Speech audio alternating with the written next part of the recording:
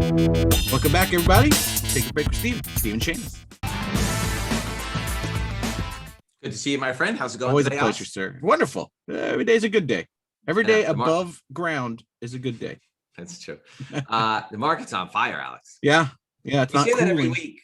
We say it every week, but I think what the difference is we're seeing the breadth of material. Yeah. Right. It's not like it's one thing is going crazy. It even surprises me. Like every week, I'm like, oh, what are we going to talk about next week? And then, sure enough, I'm sending you texts. I'm sending you messages. I'm like, hey, look at this. Hey, can you believe this? Hey, and then MCU announces something, and then there's a rumor about this, and there's a rumor about that, and DC announced something. Right. So every week, it seems like as much as I think, oh, we're going to run out of material, it's like you never run out of material. Yeah, no, every new project, and like the MCU's got the next year.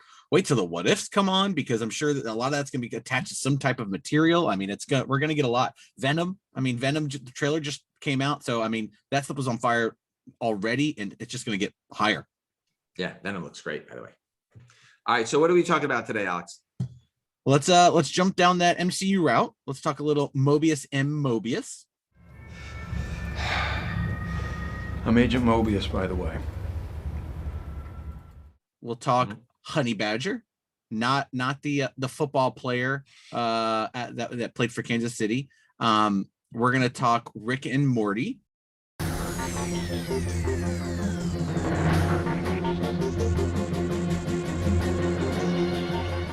Because I don't think we've ever really discussed Rick and Morty as a comic book, but there's a lot of stuff out there. Books are on fire. Yeah, fire, yeah, Alex. totally. The show is one of the most popular shows on TV, and we'll finish it up with Lady Loki. Perfect. All right, so what do you want to kick it off with, Alex? Let's start with Rick and Morty. Rick and Morty. These cultural books have gone, phenomenon. Yeah, these books have gone absolutely crazy. Talk a little bit about Rick and Morty, the creators.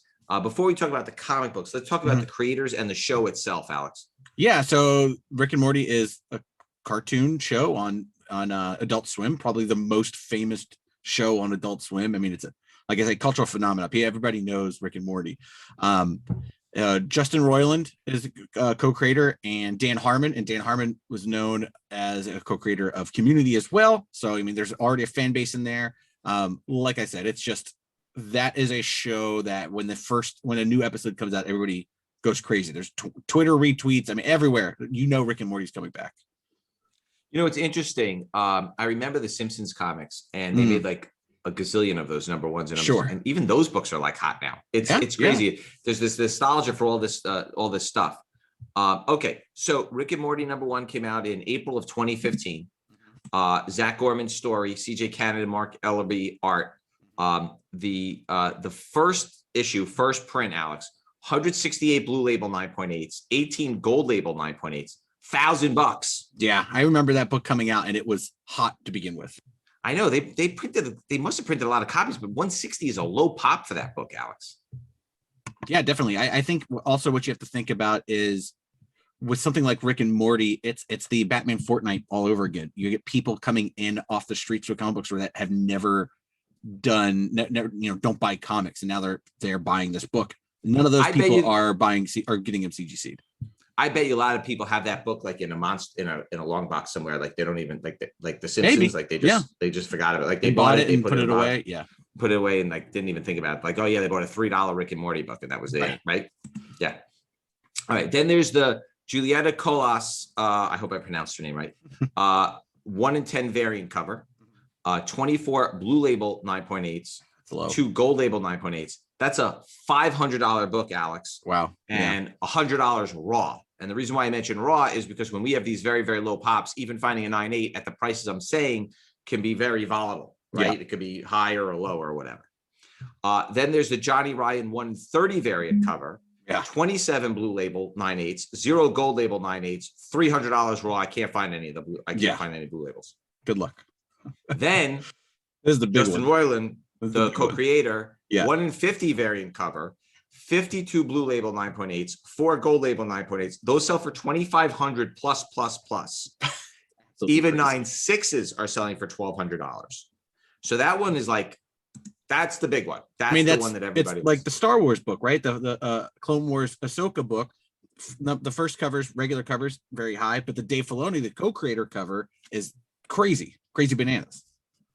Yeah, then there's a sketch edition, which is blank. Those tend to all be signature series, right? Yep. 34 blue label 9/8. I don't know why people will get a blue label, but 56 gold label 9/8. Those are about $165. Obviously, they're not really worth anything until you have somebody draw on them. Yeah. And typically they'd want one of the series artists, cover artists on there. Yeah.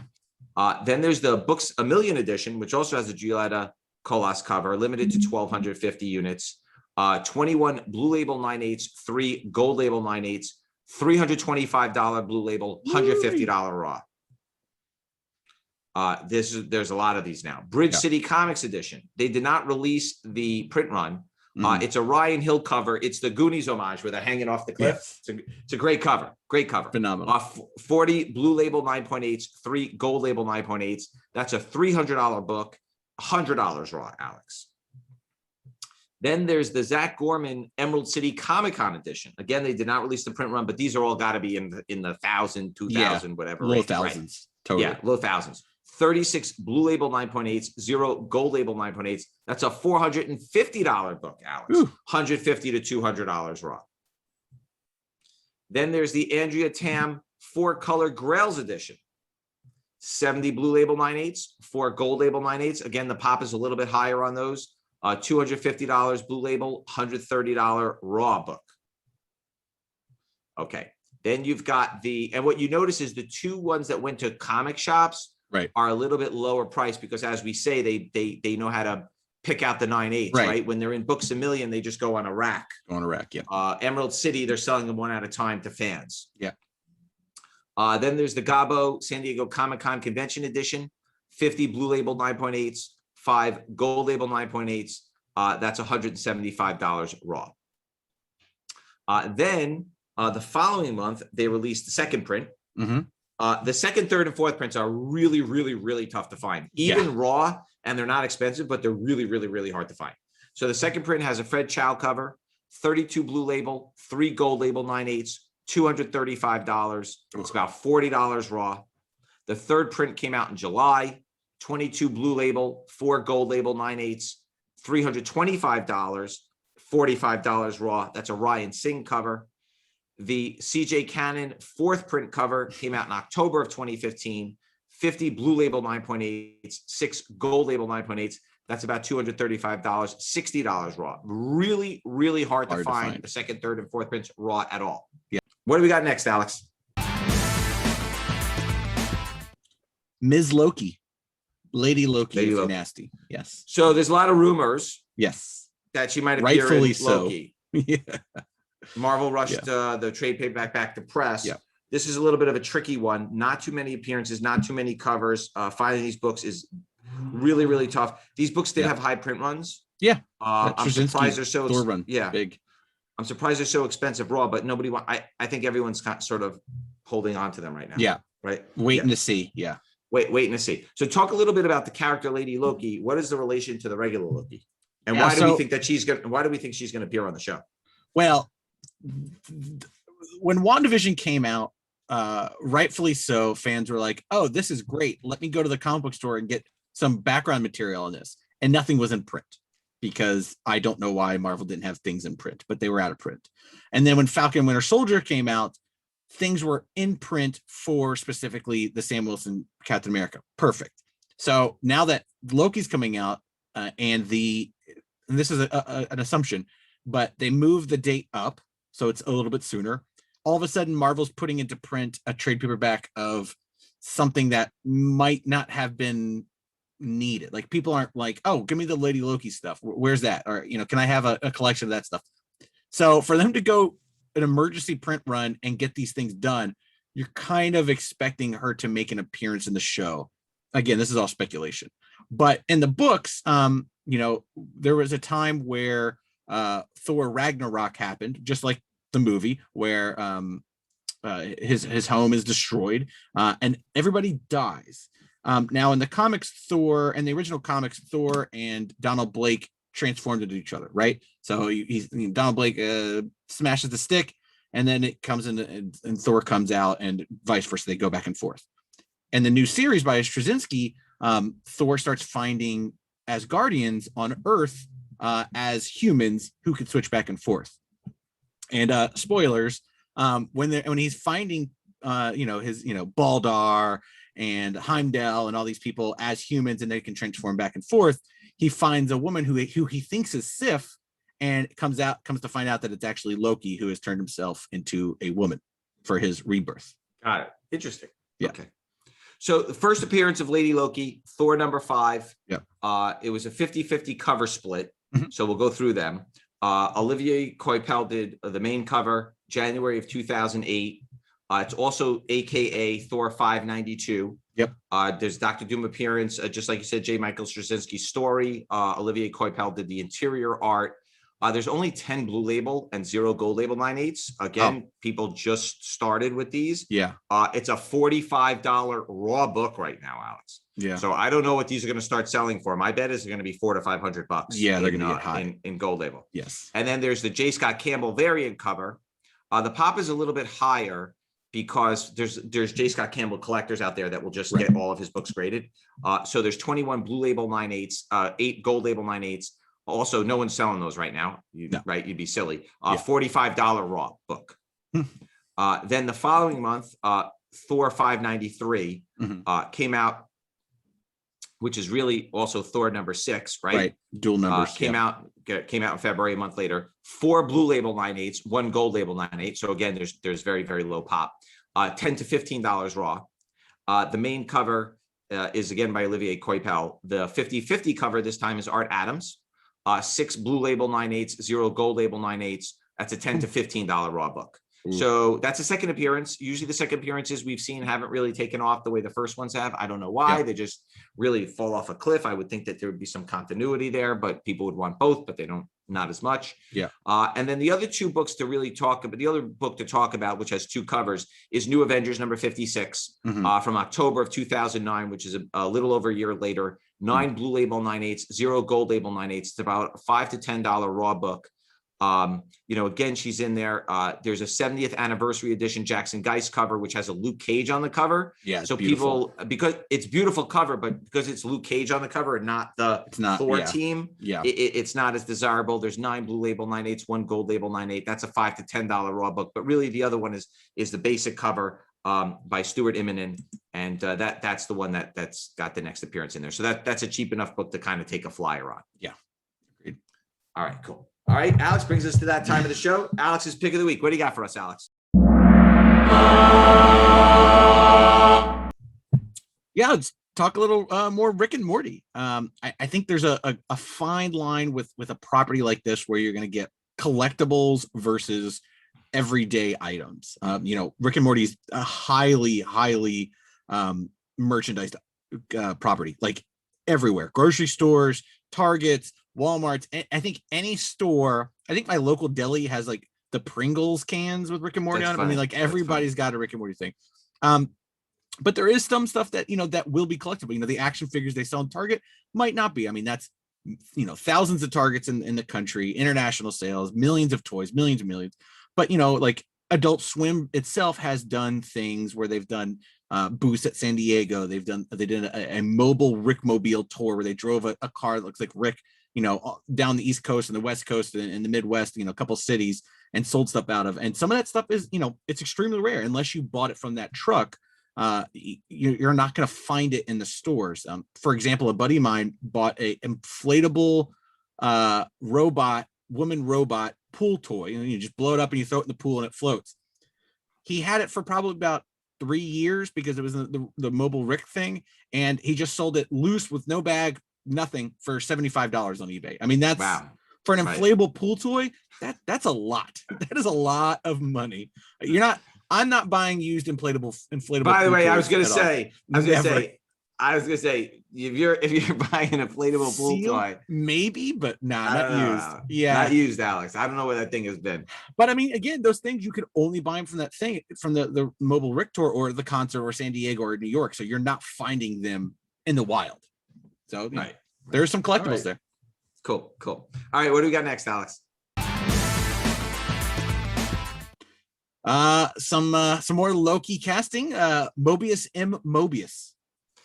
Yeah, so we obviously, you know, we saw what happened in WandaVision. We saw what happened in Winter Soldier with the characters that started appearing. Yeah. So now everyone's jumping on the grab them all. bandwagon. Grab them all. Right. So talk a little bit about this character, Mobius, and who this character is, and why we think what is the relationship between Mobius and Loki that we think it's going to be in the series, and is this the Owen Wilson character that we? This is Owen Wilson. Yeah. Okay. So Owen Wilson plays Mobius and Mobius, who is essentially a bureaucrat for the Time Variance Authority, which is in existence in null time zone, which means where his office is out of the time sphere. So wherever they are, there's time's not happening.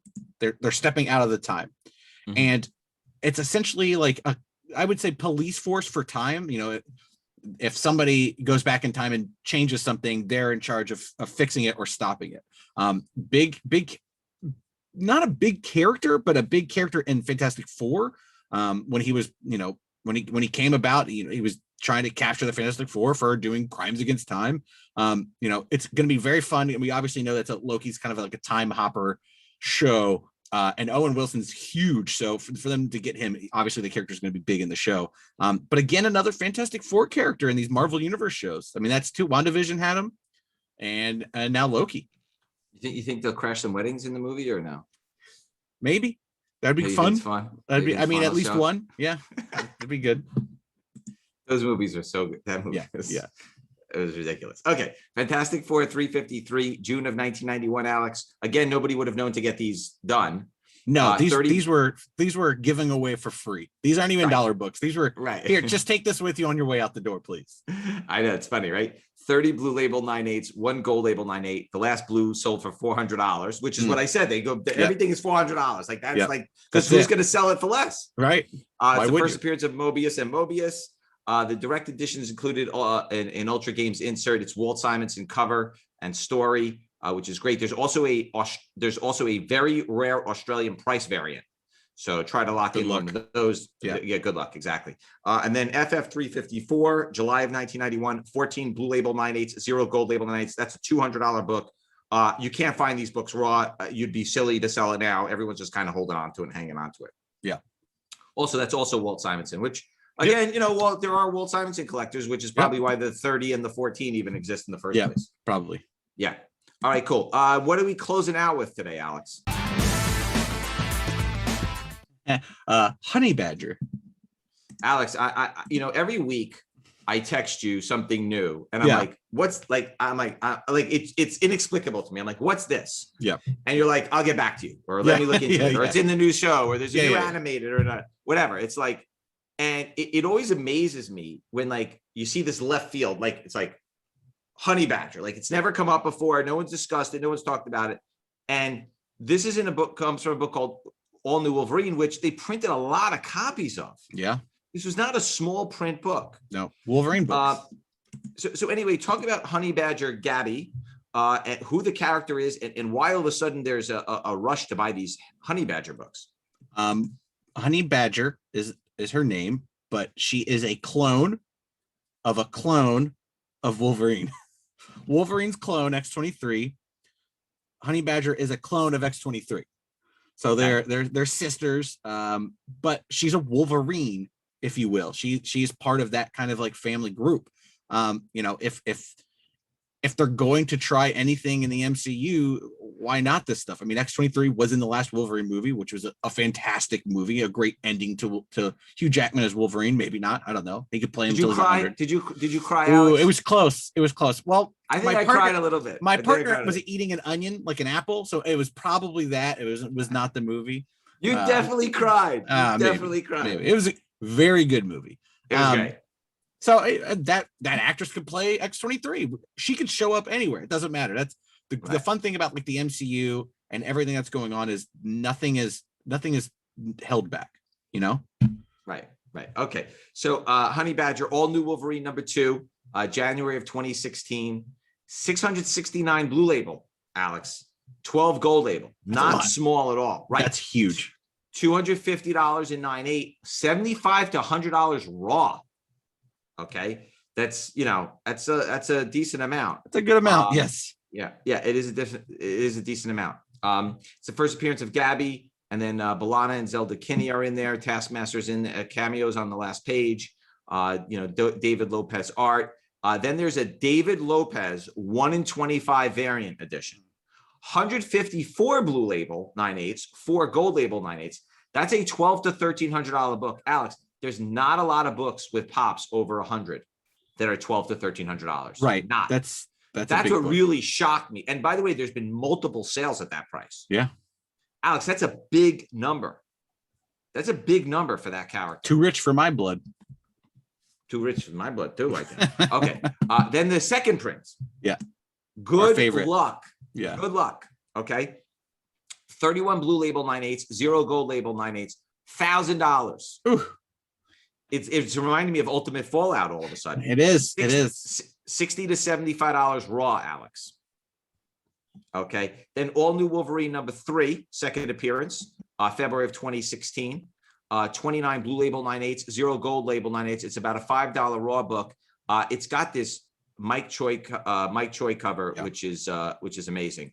That's my favorite cover, which we'll get to in a second. There's a Mike Choi variant cover on there. Yeah. Tom Rainey 1-in-20 Marvel 92 variant edition, 9 blue label 9/8, 0 gold label 9/8. It's about a $10 to $15 raw book. It's because the 92 variants didn't show the current characters. It was the throwbacks. Throwbacks, yeah. So it didn't relate to the character Honey Badger.